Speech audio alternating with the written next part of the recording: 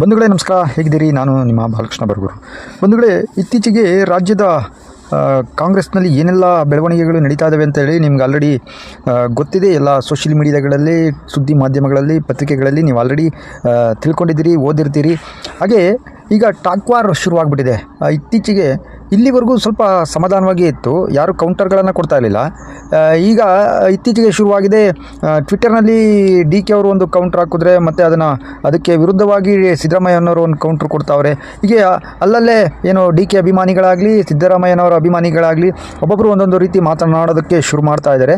ಈಗ ಏನೆಲ್ಲ ಆಗುತ್ತೆ ಅನ್ನೋದನ್ನು, ಯಾರು ಮುಖ್ಯಮಂತ್ರಿ ಆಗ್ತಾರೆ ಈ ರಾಜ್ಯದಲ್ಲಿ ಅನ್ನೋದನ್ನು ಒಂದಷ್ಟು ದಿನ ಕಾದು ನೋಡಬೇಕಾಗ್ತದೆ. ಹಾಗೆ ಬಂಧುಗಳೇ, ಈಗ ನಾನು ಒಂದಷ್ಟು ವಿಚಾರಗಳನ್ನು ನಿಮ್ಮೊಂದಿಗೆ ಹಂಚಿಕೊಳ್ತೇನೆ. ಯಾರು ಇದು ಅನ್ಯತಾ ಭಾವವನ್ನು ಭಾವಿಸಬೇಡಿ. ಯಾರೆಲ್ಲ ನನ್ನ ಹೊಸದಾಗಿ ಚಾನಲ್ ನೋಡ್ತಾ ಇದ್ದೀರಾ, ಸಬ್ಸ್ಕ್ರೈಬ್ ಮಾಡಿ, ಫಾಲೋ ಮಾಡಿ, ಶೇರ್ ಮಾಡಿ ಅಂತ ಹೇಳ್ತಾ ಈ ವಿಡಿಯೋನ ಶುರು ಮಾಡ್ತಾ ಇದ್ದೀನಿ. ಬಂಧುಗಳೇ, ಒಂದು ಕಡೆ ಏನು ಮಠಾಧೀಶರು ಕೂಡ ಈ ಚರ್ಚೆಯಲ್ಲಿ ಭಾಗಿಯಾಗ್ತಾ ಇದ್ದಾರೆ. ಏನು ನಿರ್ಮಲಾನಂದ ಸ್ವಾಮೀಜಿಯವರು ಒಂದು ಕಡೆ ಹೇಳಿಕೆ ಕೊಟ್ಟರೆ, ಮತ್ತೊಂದು ಕಡೆ ಕಾಗಿನೆಲೆ ಶ್ರೀಗಳು ಮತ್ತೊಂದು ಕಡೆ ಹೇಳಿಕೆ ಕೊಡ್ತಾ ಇದ್ದಾರೆ. ಇದು ಏನಾಗ್ತದೆ ಅಂತ ಹೇಳ್ಬಿಟ್ಟು ಕಾದು ನೋಡಬೇಕಾಗಿದೆ. ರಾಹುಲ್ ಗಾಂಧಿ ನೇತೃತ್ವದಲ್ಲಿ ಸಭೆಯನ್ನು ಕರೆಯೋದಕ್ಕೆ ಖರ್ಗೆ ಅವರು ಕರೆದ್ರೆ ನಾವು ಹೋಗ್ತಾ ಇದ್ದೀವಿ, ರೆಡಿ ಇದ್ದೀವಿ ಅಂತ ಹೇಳ್ತಾರೆ. ಒಂದು ಕಡೆ ಏನು ಖರ್ಗೆ ಅವ್ರು ಏನು ಹೇಳ್ತಾ ಇದ್ದಾರೆ ಅಂದರೆ, ಹೈಕಮಾಂಡ್ ಅಂದರೆ ಯಾರೋ ಒಬ್ಬರಲ್ಲ, ಎಲ್ಲ ಒಂದು ತಂಡ ಇರುತ್ತೆ. ಆ ತಂಡದಲ್ಲಿ ಎಲ್ಲ ನಿರ್ಧಾರ ಮಾಡಿ ನಾವು ಕ್ರಮ ಕೈಗೊಳ್ತೀವಿ ಅಂತ ಒಂದು ಕಡೆ ಹೇಳ್ತಾರೆ. ಹಾಗೆ ಸಿದ್ದರಾಮಯ್ಯನವರು ಸಹ ನನಗೆ ಕರೆ ಬಂದಿಲ್ಲ ಯಾವುದೇ ಹೈಕಮಾಂಡ್ನಿಂದ, ಕರೆ ಬಂದರೆ ನಾನು ಕೂಡ ಹೋಗೋದಕ್ಕೆ ರೆಡಿ ಇದ್ದೇನೆ ಅಂತ ಒಂದು ಕಡೆ ಹೇಳ್ತಾರೆ. ಡಿ ಕೆ ಶಿವಕುಮಾರ್ ಅವರು ಸಹ ಮತ್ತೊಂದು ಕಡೆ ನಾನು ಸಹ ರೆಡಿ ಇದ್ದೇನೆ, ಸಿದ್ದರಾಮಯ್ಯವರ ನಾವು ಇಬ್ಬರು ಜೊತೆಲೇ ಹೋಗ್ತೀವಿ ಹೈಕಮಾಂಡ್ ಕರೆ ಮಾಡಿದ್ರೆ ಅಂತ ಹೇಳ್ತಾರೆ. AICC ಅಧ್ಯಕ್ಷ ಮಲ್ಲಿಕಾರ್ಜುನ ಖರ್ಗೆ ಅವರು ಬೆಂಗಳೂರಿನಿಂದ ದೆಹಲಿಗೆ ತೆರಳಿದರು. ಹೈಕಮಾಂಡ್ ಅಂದರೆ ಏಕಾಂಗಿ ಅಲ್ಲ, ಒಂದು ತಂಡ. ಹೈಕಮಾಂಡ್ನ ಕೂತು ಚರ್ಚಿಸಿ ನಿರ್ಣಯ ಕೈಗೊಳ್ಳುತ್ತದೆ ಅಂತ ಹೇಳ್ತಾ ಇದ್ದಾರೆ. ಮಲ್ಲಿಕಾರ್ಜುನ ಖರ್ಗೆ ಅವರು ಅಂದಮೇಲೆ ನಾವೆಲ್ಲ ಕೇಳಲೇಬೇಕು. ಹೈಕಮಾಂಡ್ ಕರೆದರೆ ದೆಹಲಿಗೆ ಹೋಗುತ್ತೇನೆ ಅಂತ ಅವರು ಆಲ್ರೆಡಿ ಹೇಳ್ತಾ ಇದ್ದಾರೆ. ಮತ್ತೊಂದು ಕಡೆ ಡಿ ಕೆ ಅವರು ಕೂಡ ಅದನ್ನೇ ಹೇಳ್ತಾ ಇದ್ದಾರೆ. ಹೀಗಾಗಿ ಡಿ ಕೆ ಅವರು ಖಾಸಗಿ ಕಾರ್ಯಕ್ರಮದ ನಿಮಿತ್ತ ಮುಂಬೈಗೆ ಹೋಗಿ ಮತ್ತೆ ವಾಪಸ್ ಆಗ್ತೀನಿ ಅಂತ ಕೂಡ ಹೇಳಿದ್ದಾರೆ. ಮುಖ್ಯಮಂತ್ರಿ ಪಟ್ಟಕ್ಕಾಗಿ ಫೈಟ್ ಮಾಡ್ತಿರುವ DCM ಡಿ ಕೆ ಶಿವಕುಮಾರ್ಗೆ ಅನ್ಯಾಯ ಆದರೆ ರಾಜ್ಯಾದ್ಯಂತ ಹೋರಾಟ ಮಾಡುವುದಾಗಿ ಕರ್ನಾಟಕ ರಾಜ್ಯ ಒಕ್ಕಲಿಗರ ಸಂಘ ಕಾಂಗ್ರೆಸ್ನ ಹೈಕಮಾಂಡ್ಗೆ ಎಚ್ಚರಿಕೆ ನೀಡಿದೆ. ವಿಧಾನಸಭೆ ಚುನಾವಣೆ ಸಮಯದಲ್ಲಿ ಶಿವಕುಮಾರ್ ಅವರು ಸಾಕಷ್ಟು ಶ್ರಮಿಸಿದ್ದು, ರಾಜ್ಯಾದ್ಯಂತ ಪ್ರವಾಸ ಮಾಡಿ ಪಕ್ಷ ಸಂಘಟನೆ ಮಾಡಿದ್ದಾರೆ. ಅವರ ಪ್ರಯತ್ನದಿಂದಾಗಿ ಕಾಂಗ್ರೆಸ್ 140 ಸ್ಥಾನಗಳನ್ನು ಗಳಿಸಿತು ಎಂದು ಸಂಘದ ಅಧ್ಯಕ್ಷ ಶ್ರೀನಿವಾಸ್ ಅವರು ಹೇಳ್ತಾರೆ. ಈ ಮಧ್ಯೆ ಡಿ ಕೆ ಶಿವಕುಮಾರ್ ಪರ ಆದಿಚುಂಚನಗಿರಿ ಮಠದ ನಿರ್ಮಲಾನಂದ ಸ್ವಾಮೀಜಿಗಳು ಸಹ ಮಾತನಾಡಿದ್ದು, ಡಿ ಕೆ ಅವರು ಉಳಿದ 2 ವರ್ಷಗಳ ಅವಧಿಗೆ ಮುಖ್ಯಮಂತ್ರಿಯಾಗಬೇಕು ಎಂಬ ಅಭಿಲಾಷೆ ನಮಗಿದೆ ಅಂತ ಹೇಳ್ತಾರೆ. ಇದಕ್ಕೆ ಆಪೋಸಿಟ್ ಆಗಿ ಕಾಗಿನೆಲೆ ಕನಕಪೀಠದ ನಿರಂಜನಾನಂದ ಪುರಿ ಸ್ವಾಮೀಜಿಗಳು ಮಧ್ಯಪ್ರವೇಶಿಸಿ, ಮಠಾಧೀಶರು ಹೇಳಿದ ತಕ್ಷಣ ಯಾರೂ ಮುಖ್ಯಮಂತ್ರಿ ಮಾಡಲು ಸಂವಿಧಾನದಲ್ಲಿ ಅವಕಾಶ ಇಲ್ಲ ಅಂತ ಪ್ರಶ್ನೆ ಮಾಡ್ತಾರೆ.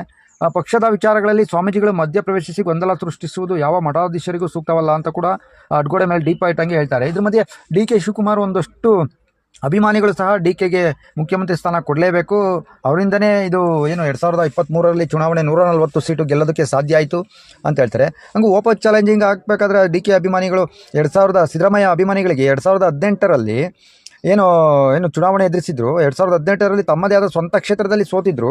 ತದನಂತರ ಮಗನ ಕ್ಷೇತ್ರದಲ್ಲಿ ನಿಂತು ಗೆದ್ದಂಥ ಸಿದ್ದರಾಮಯ್ಯ ಅವರಿಗೆ ಡಿ ಕೆ ಅಭಿಮಾನಿಗಳು ಸಹ ಈ ರೀತಿ ಪ್ರಶ್ನೆ ಮಾಡ್ತಾ ಇದ್ದಾರೆ. ಒಟ್ಟಾರೆ ಇದು ಏನೆಲ್ಲ ಆಗ್ತದೆ ಅಂತ ಹೇಳ್ಬಿಟ್ಟು ನಾವು ಕಾದು ನೋಡಬೇಕಾಗಿದೆ. ರಾಜ್ಯದಲ್ಲಿ ಈ ಸುಸೂತ್ರವಾಗಿ ನಡ್ಕೊಂಡು ಹೋಗ್ತಿದ್ದಂತಹ ಕಾಂಗ್ರೆಸ್ ಸರ್ಕಾರದಲ್ಲಿ ಇದೀಗ ಸೀಟಿಗಾಗಿ ಒಂದು ಬಿರುಗಾಳಿ ಬೀಸ್ತಾ ಇದೆ. ಇದು ಬಿರುಗಾಳಿ ಯಾವಾಗ ತಣ್ಣಗಾಗ್ತದೋ ನೋಡಬೇಕು. ಒಟ್ಟಾರೆ ಇವರಿಬ್ಬರ ಜಗಳದಲ್ಲಿ ರಾಜ್ಯದ ಜನತೆ ಬಡವಾಗಬಾರ್ದು, ಅಂದರೆ ಅಪ್ಪ ಅಮ್ಮ ಜಗಳದಲ್ಲಿ ಕೂಸು ಬಡವಾಯಿತು ಅನ್ನೋಗಾಗಬಾರ್ದು. ಒಟ್ಟಾರೆ ಈಗ ಫೈನಲ್ಲಿ ಕಣದಲ್ಲಿ ಯಾರು ಮೆಜಾರಿಟಿ ತಂದು ಯಾರಿಗೆ ಮುಖ್ಯಮಂತ್ರಿ ಗಾದಿ ಒಲಿಯುತ್ತೆ ಅನ್ನೋದು ಕಾದು ನೋಡಬೇಕಾಗಿದೆ. ಬಂಧುಗಳೇ, ಯಾರೆಲ್ಲ ಈ ನನ್ನ ವಿಡಿಯೋ ನೋಡ್ತಾ ಇದ್ದೀರಾ, ಇಷ್ಟ ಆದರೆ ಶೇರ್ ಮಾಡಿ, ಲೈಕ್ ಮಾಡಿ ಅಂತ ಹೇಳ್ತಾ ಈ ವಿಡಿಯೋ ಮುಗಿಸ್ತಾ ಇದ್ದೀನಿ. ನಮಸ್ಕಾರ ಸ್ನೇಹಿತರೆ. ನಮ್ಮ ಕಾಂಗ್ರೆಸ್ ಪಕ್ಷದ ಬಾವುಟವನ್ನ ಹಿಡಿದೇ ಇರುವಂತಹ, ಕಾಂಗ್ರೆಸ್ ಪಕ್ಷಕ್ಕಾಗಿ ಕೆಲಸವನ್ನೇ ಮಾಡದೇ ಇರುವಂತಹ ಕೆಲವೊಂದಷ್ಟು ಜನ ಸೋ ಕಾಲ್ಡ್ ಸಿದ್ದರಾಮಯ್ಯನವರ ಅಭಿಮಾನಿಗಳು ಅಂತ ಹೇಳ್ಕೊಂಡು ಇವತ್ತು ನಮ್ಮ ಕಾಂಗ್ರೆಸ್ ಪಕ್ಷದ ಅಧ್ಯಕ್ಷರಾಗಿರುವಂತಹ ಡಿ ಕೆ ಶಿವಕುಮಾರ್ ಅವರಿಗೆ ಏನು ಅವಮಾನಗಳನ್ನ ಮಾಡ್ತಿದ್ದಾರೆ, ಇದನ್ನೆಲ್ಲ ನೋಡ್ಕೊಂಡು ಸುಮ್ಮನೆ ಇರಕ್ಕಾಗಲ್ಲ. ಯಾಕಂದ್ರೆ ತಾಳ್ಮೆಗೂ ಒಂದು ಮಿತಿ ಇದೆ. ಹಾಗಾಗಿ ನನ್ನ ನೇರ ಪ್ರಶ್ನೆ, ಇವತ್ತು ಸಿದ್ದರಾಮಯ್ಯ ಅವರ ತಾಕತ್ತಿಂದ ಮಾತ್ರ 2023ರ ಚುನಾವಣೆ ಗೆದ್ದಿದ್ದೀವಿ ಅಂತ ಏನ್ ಹೇಳ್ಕೊಳ್ತಾ ಇದ್ದಾರಲ್ಲ, ಅವರಿಗೆ ನನ್ನ ಒಂದು ನೇರ ಪ್ರಶ್ನೆ, ಇದೇ ಸಿದ್ದರಾಮಯ್ಯನವರ ತಾಕತ್ತು 2018ರ ಚುನಾವಣೆಯಲ್ಲಿ ಎಲ್ಲಿ ಹೋಗಿತ್ತು? ಸ್ವತಃ ಸಿದ್ದರಾಮಯ್ಯನವರೇ ತಮ್ಮ ತವರು ಕ್ಷೇತ್ರ ಚಾಮುಂಡೇಶ್ವರಿಯಲ್ಲಿ ಸೋತಿದ್ದನ್ನ ಮರ್ತಿದ್ರ 2018ರಲ್ಲಿ?